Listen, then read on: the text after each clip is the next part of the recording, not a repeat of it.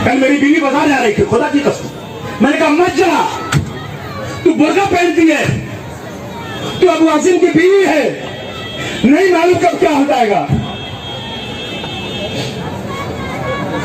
Train में गाड़ी रखकर मुसलमान जाने से डरता है।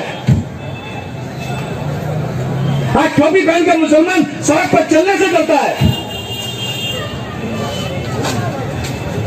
जिस मुल्क के लिए हमने सब कुछ किया, उस मुल्क में आज ये फिरका परस्त आकर के गद्दी पर बैठ करके मुसलमानों को तबाह और बर्बाद करने का जो ये प्रोग्राम बना रहे हैं, ये हम हरगिज़ बर्दाश्त नहीं कर सकते। दुनिया में जितने लोग हैं एहतराम के काबिल, दुनिया में जितने लोग हैं एहतराम के काबिल, मैं सबको मानता हूं, मगर रसूलुल्लाह के बाद मेरी जिंदगी पे लानत है, मुसलमानों की जिंदगी पे लानत है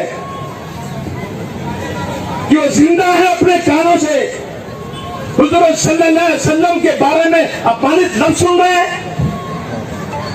क्या इसीलिए हमारे पुरखों ने आजादी दिलाई थी? जब चाहे तो कह दिया।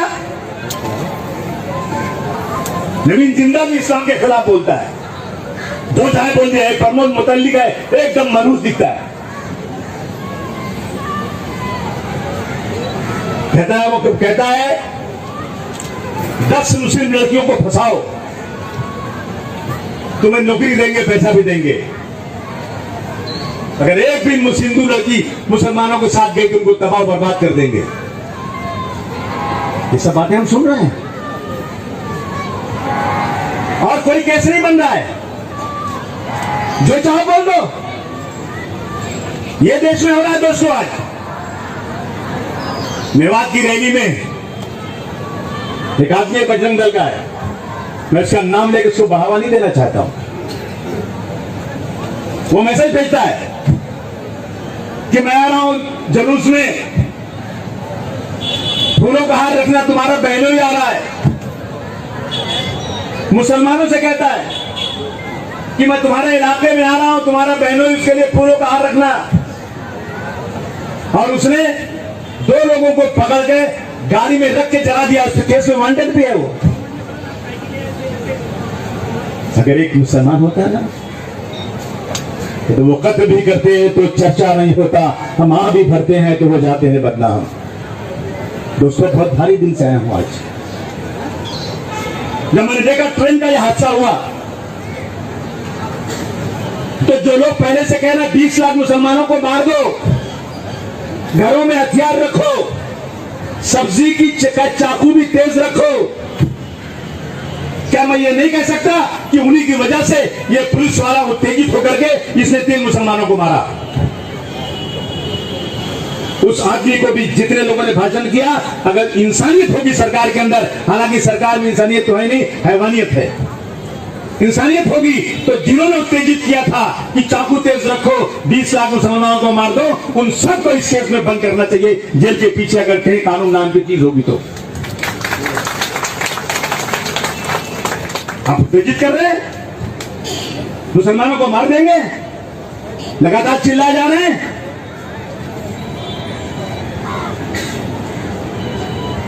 मेवात की रैली में मैंने गांव वालों की बातें सुनी आज सुबह टीवी पे। हिंदू लोग कहते हैं कि आजादी के पहले से एक आदमी 58 साल का कहता है कि हम जब पैदा नहीं हुए थे, जब से ये इलाका मुसलमानों का ज्यादा है, हिंदू कम है, हम हिंदू माइनॉरिटी में है और मुसलमान मेजॉरिटी में है, लेकिन आज तक कभी ना झगड़ा नहीं हुआ।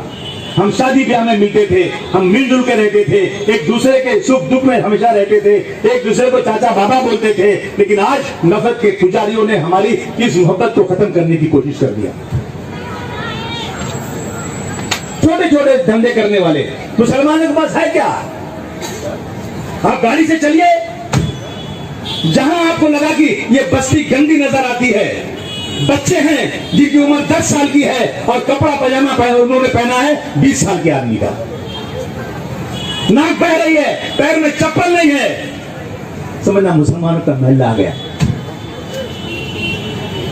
नौकरी नहीं मिलती। 1935 में अंग्रेजों ने पसमानदा मुसलमानों को लेकर के 35% मुसलमानों को रिजर्वेशन दिया था, अंग्रेजों ने दिया था। जिस दिन भारतवर्ष आजाद हुआ 1950 को ये जवाहरलाल नेहरू ये राजेंद्र प्रसाद के पास गए, जवाहरलाल नेहरू और ये हमारे होम मिनिस्टर सरदार वल्लभ भाई पटेल एक लेटर सिर्फ लिख कर के गए और कहा कि अगर इस देश में किसी को रिजर्वेशन मिलेगा तो सिर्फ हिंदुओं को मिलेगा और किसी को रिजर्वेशन नहीं मिलेगा। उसी दिन से मुसलमानों का रिजर्वेशन खत्म हो गया। तारीख गवाह है, देख लो। जब गांधी जी ने स्वदेशी आंदोलन चलाया उसी दिन मुसलमानों ने अपनी बड़ी बड़ी कंपनियां जो यहाँ मेमनों की थी, मुसलमानों की थी, बोरियों की थी, उन सबों ने बड़ी बड़ी कंपनियों को लात मार दिया और स्वदेशी आंदोलन में गांधी जी के साथ शामिल हो गए। बाटा कंपनी, मुगल लाइन जहाज, सनलाइट साबुन, लाइफबॉय साबुन, बड़ी बड़ी कंपनियां किसके पास थी? सब मुसलमानों के पास। मुसलमानों ने गांधी जी के एक आवाज के ऊपर उन कंपनियों को लात मार दिया और स्वदेशी आंदोलन को जिंदाबाद कहा। तो सारी कंपनियां यहाँ के मारवाड़ियों ने ले लिया, अमीर बन गए और हम गरीब बन गए। जब आजादी की लड़ाई हो रही थी तो इस देश में सबसे ज्यादा 1.25 करोड़ रुपया चंदा देने वाला बर्मा के अंदर कोई और नहीं था, एक मुसलमान मेमन था जिसने कहा मेरी तरफ से 1.25 करोड़ रुपया लीजिए और अंग्रेजों को भगाने का बंदोबस्त कीजिए। ये मुसलमानों ने किया।